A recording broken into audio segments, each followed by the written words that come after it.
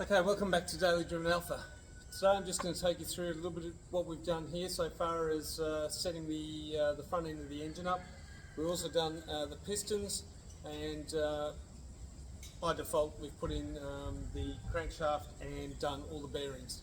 But I'll show you those separately. But let's start at the front end here. So, new water pump, and we've put new timing chain in here as well. I'll show you that. I've just got this loosely sitting here. We'll put a gasket on shortly, but you'll notice that if you are changing your water pump, you do need to get this off first, and that is a pain if the motor is in the car.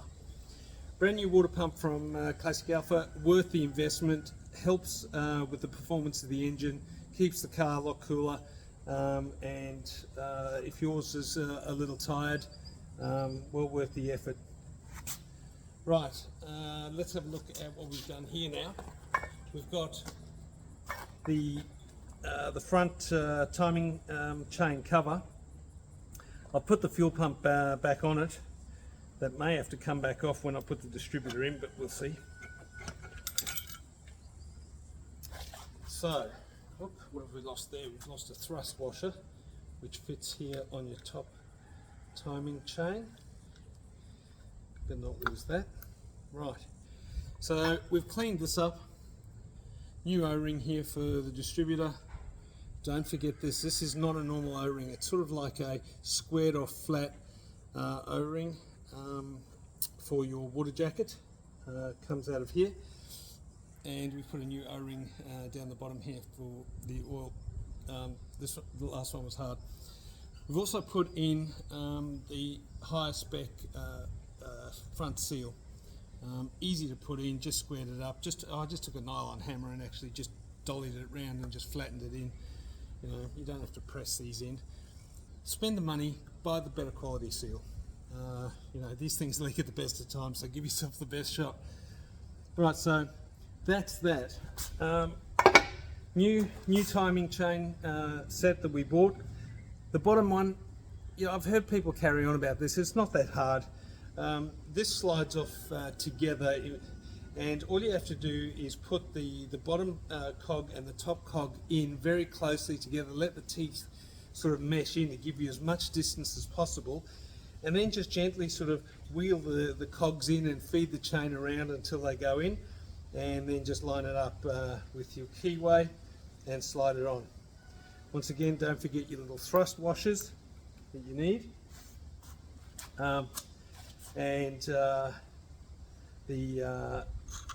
This washer here, that actually is the backstop, if you like, for your pulley. This gear here is the gear that drives your distributor. So, and your oil pump, sorry.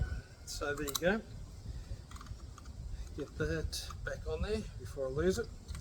So what I'll do now is I'll take you through what we've done in the engine, and I'll show you underneath and at the top, and then I'll also show you where we're at with the car when we come back. Okay, let's have a look at the cylinders now. You can see I've written on them with a permanent marker, and you can see that all the numbers are facing the same way. I've made sure that now these look symmetrical to me, but I'm putting it back the way it came out. So I've put exhaust facing the exhaust side, and put a little bit of oil in the cylinders there, still holding nicely, hasn't drained through, thank goodness.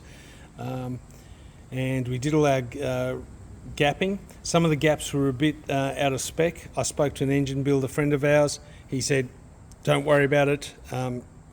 These motors are pretty tolerant, and it should be okay. Let me flip this over and just show you what we've done underneath. Okay, so you can see main caps are all on, and they're numbered 1, 2, 3, 4 and number 5. So make sure you've got those in order. Another thing to remember too is when you behind this are two semicircle pieces that are drilled out that your flywheel will bolt to. You need to put those in first. You also need to put in these little seals. I've put some gasket sealer in there as well, but you need to work them in conjunction with this as it goes down. Otherwise you will deform these seals when you try and force this down, and they will leak. It'll probably leak anyway because they're known to leak from here, but once again we'll give it our best shot. I bought a new engine tab washer set from Classic Alfa, and I've ended up putting the old ones back on. The new ones I just didn't like, and the old ones are in good condition and they tighten up really well. I did put new lock tabs in, and you can also see I used the new lock tabs that came with the set from Classic Alfa as well, and this has got red thread locker on all the bolts. I used Centerline out of the US. I used their specs after looking around and talking to others about the torque settings. 36 foot-pounds for the main caps, which is more than what some of the manuals call for. They only call for 29 to 30, but I'm going to go with Centerlines, and these are with thread locker on them. They're torqued to 38 foot-pounds. Okay, let me take you across to the car, and we'll update you on the progress there. Okay, we've also been busy here. You can see channels are in for the door rubbers. Put those in, and you'll notice that we've taken out the old screws. Those little screws, while we've got them, rather than reusing them, water gets into the threads, they rust, and if you ever need to take them out, they're painful. We've used aluminium rivets, and I riveted the ones on my daily driver, and for years, not an issue at all. And if you ever need to take them out, you just drill the heads out, and happy days. As you can see, glass is in, right? Headliner's in. Headliner's come out really nice. We're happy with that. Rear deck's been done. Happy with that. That's come out nicely. And now what we're waiting for is we've polished up the screens, put the rubbers in, got the trim in already. There's a big debate over whether you put it in afterwards or first. I'm going to go with what's common consensus, and that is put it in first and then put the screen in.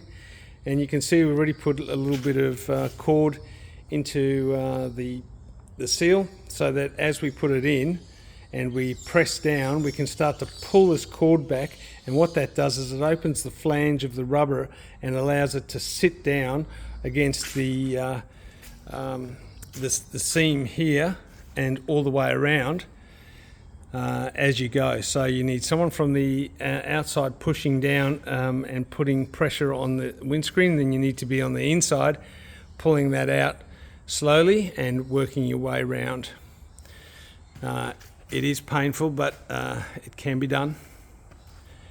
So we're happy with that. Like I said, chrome trim's in, the glass is in. We had some issues with some wrinkles in the headliner, but we've managed to pull those out, so we're happy with that. I tried to chrome paint these little courtesy lights, and I have to say, I don't know if I think I've got one here that we can have a look at quickly. I have to say they didn't come out very nicely. So this is what the condition was like. The metal and the chrome plating over the years corrodes in these cars, and so what we decided to do was, sorry about that, tried to paint it, and I'll just bring it into the light here. It just did not come out at all well. So that's the paint there. I wasn't happy with it, and then what I did was I just wire wheeled it, stripped it back, and I'm going to sand this with very fine sandpaper.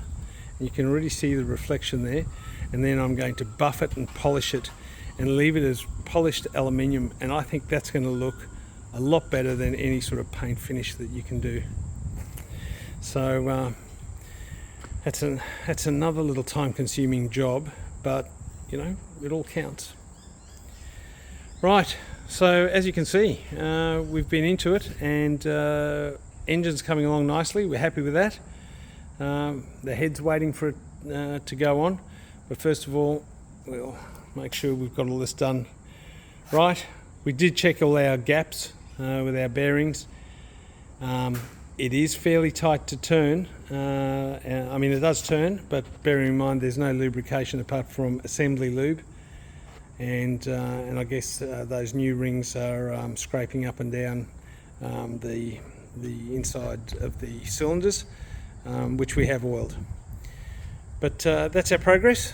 So hope your projects are going well, and hope you're enjoying these videos. Please like, subscribe, share them with others, and we'd love to hear some of your stories and comments. Thanks for watching.